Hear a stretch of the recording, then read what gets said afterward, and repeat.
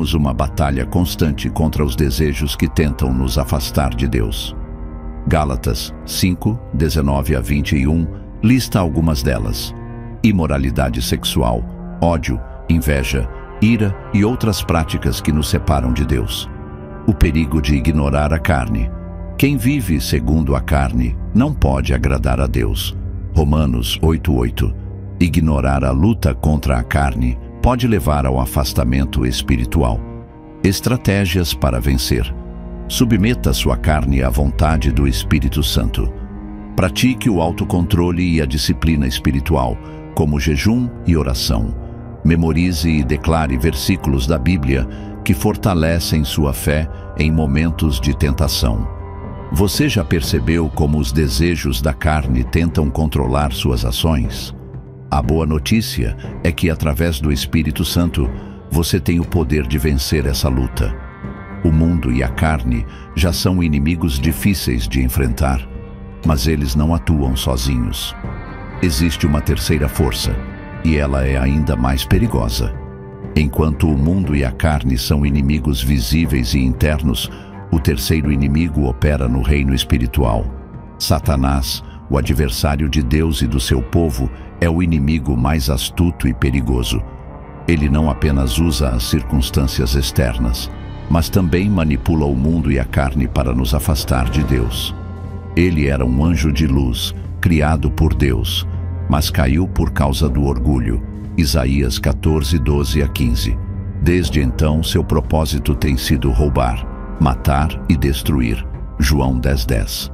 Suas estratégias. Satanás é um mestre da enganação.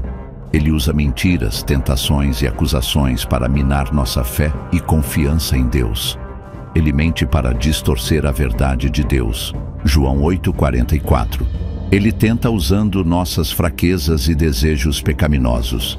Ele acusa constantemente os cristãos diante de Deus. Apocalipse 12:10. A luta não é contra carne e sangue. Efésios 6:12 nos lembra: pois a nossa luta não é contra seres humanos, mas contra os poderes e autoridades, contra os dominadores deste mundo de trevas, contra as forças espirituais do mal nas regiões celestiais. Jesus nos deu autoridade e ferramentas para resistir a esse inimigo. Ele já derrotou Satanás na cruz, mas cabe a nós nos apropriar dessa vitória no dia a dia.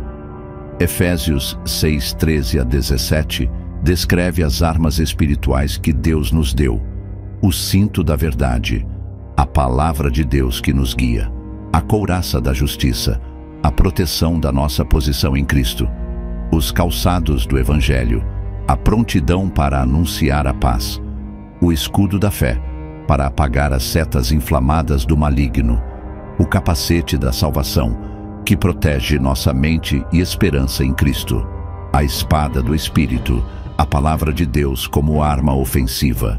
Ore sem cessar. A oração é nossa conexão direta com Deus, que nos fortalece e nos dá discernimento para enfrentar o inimigo. Jesus, em Lucas 22, 31 a 32, revelou que Satanás tentou Pedro, mas ele intercedeu por ele. Essa mesma intercessão está disponível para nós. Submeta-se a Deus e resista ao diabo. Tiago 4:7 nos dá um conselho poderoso. Portanto, submetam-se a Deus, resistam ao diabo, e ele fugirá de vocês. Ao viver em obediência a Deus, você está constantemente resistindo ao inimigo. A estratégia principal: confie na vitória de Cristo. Satanás quer que você acredite que a batalha está perdida, mas Jesus já venceu por você. Em Colossenses 2,16, vemos que na cruz, Jesus desarmou os poderes e autoridades, triunfando sobre eles publicamente. A vitória de Jesus é sua vitória. Você não luta para vencer, mas a partir de uma posição de vitória. Confie no poder do sangue de Cristo. Apocalipse 12:11 nos lembra que os cristãos vencem Satanás pelo sangue do Cordeiro e pela palavra do testemunho. Não tema. Satanás é poderoso, mas não é todo-poderoso. Deus tem a autoridade final sobre todas as coisas. e seu espírito habita em você, fortalecendo-o para resistir ao mal. Conexão com o público. Sabendo que Satanás é nosso inimigo final, a questão é: como você está se preparando para enfrentá-lo? Você tem usado a armadura de Deus e fortalecido sua fé na palavra? Quando enfrentamos a guerra espiritual, raramente o fazemos contra um único inimigo isolado. O mundo, a carne e Satanás frequentemente trabalham juntos para enfraquecer nossa fé. Eles criam armadilhas que parecem insuperáveis, mas há esperança. Vamos entender como esses inimigos se combinam e como Jesus nos deu o exemplo para vencê-los. O mundo oferece tentações externas, enquanto a carne responde com desejos internos. Por exemplo, o materialismo pode ser exaltado pelo mundo, enquanto a carne sente inveja ou cobiça. 1 João 2:15 a 16 adverte: não amem o mundo nem o que nele há. Se alguém ama o mundo, o amor do Pai não está nele. Pois tudo o que há no mundo, a cobiça da carne, a cobiça dos olhos e a ostentação dos bens, não provém do Pai, mas do mundo. Satanás manipula o mundo e a carne. O diabo é astuto e usa as fraquezas humanas para seu benefício. Ele amplifica os desejos da carne e utiliza as estruturas do mundo para nos fazer tropeçar. Em Gênesis 3, vemos como ele tentou Eva. Ele usou algo do mundo, o fruto da árvore, apelou para a carne, desejo de ser como Deus, e distorceu a palavra de Deus para enganá-la. Como Jesus enfrentou esses inimigos? Jesus enfrentou esses mesmos inimigos durante sua vida na terra, especialmente durante os 40 dias no deserto, Mateus 4, 1 a 11. Suas respostas nos dão um manual prático de como resistir à tentação. Satanás tentou Jesus apelando para a carne: transforme estas pedras em pão. O mundo: te darei todos os reinos do mundo. E a dúvida sobre sua identidade divina: se você é o Filho de Deus. Jesus respondeu com a palavra de Deus, demonstrando a importância de conhecer e confiar na Escritura. No momento mais sombrio, quando o mundo zombava dele, sua carne sofria e Satanás tentava esmagá-lo, Jesus permaneceu fiel ao plano de Deus. Ele declarou: está consumado, João 19:30, mostrando que havia vencido todos os inimigos. Como isso nos fortalece? Hebreus 4:16 nos lembra que Jesus foi tentado em todas as coisas, mas sem pecado. Isso significa que ele pode nos ajudar em nossas fraquezas. As ferramentas de vitória. Agora que entendemos como os inimigos atuam e como Jesus os enfrentou, vamos explorar as ferramentas práticas para vencer no dia a dia. Romanos 12:2 diz: não se amoldem ao padrão deste mundo, mas transformem-se pela renovação da sua mente.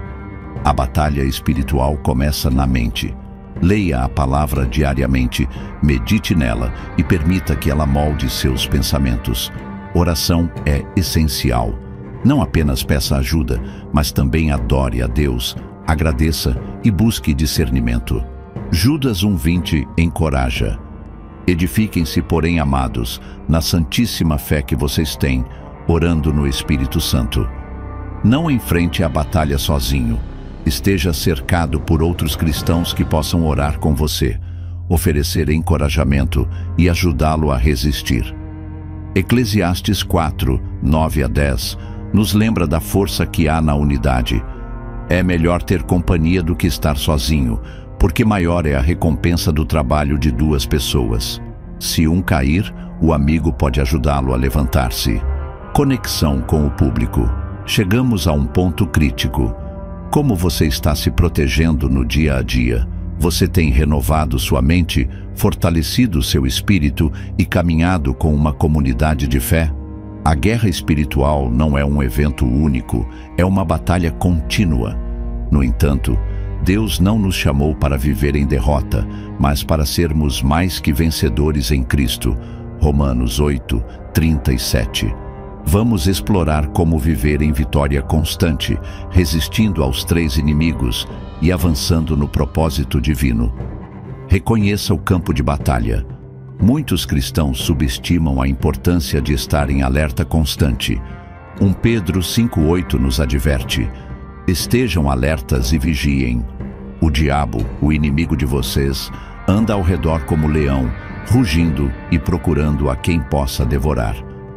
Isso significa estar sempre atento às áreas de fraqueza que os inimigos podem explorar, como relacionamentos tóxicos, hábitos nocivos ou influências negativas.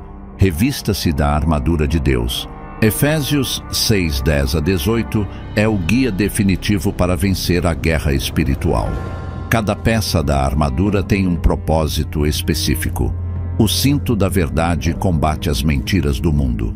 A couraça da justiça protege o coração contra os ataques da carne. O escudo da fé apaga as setas inflamadas do inimigo. Quando nos revestimos diariamente, tornamo-nos impenetráveis aos ataques espirituais. Aplicando na prática, submeta-se a Deus. Tiago 4,7 diz: portanto, submetam-se a Deus, resistam ao diabo e ele fugirá de vocês. Isso começa com uma rendição total a Deus. Não podemos lutar contra os inimigos espirituais com nossas próprias forças. Precisamos do Espírito Santo para nos capacitar. Identifique as mentiras e substitua pela verdade. Satanás é conhecido como o pai da mentira. João 8,44. Ele distorce verdades para nos desviar do caminho. Examine cada pensamento à luz da palavra de Deus. Como 2 Coríntios 10,5 nos ensina, devemos levar cativo todo pensamento para torná-lo obediente a Cristo. Cultive uma vida de oração. A oração não é apenas uma forma de pedir ajuda, é um meio de se alinhar com Deus e receber força para resistir. Jesus frequentemente se retirava para orar, especialmente antes de enfrentar grandes desafios. Ele nos mostrou que a oração é uma arma indispensável na guerra espiritual. O papel da igreja. Nenhum cristão foi chamado para lutar sozinho. Deus nos deu a comunidade de fé para nos fortalecer e encorajar. Tiago 5,16 nos diz: confessem os seus pecados uns aos outros e orem uns pelos outros para serem curados.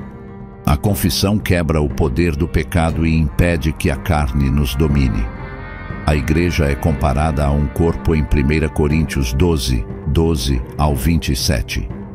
Cada membro tem um papel vital na edificação uns dos outros.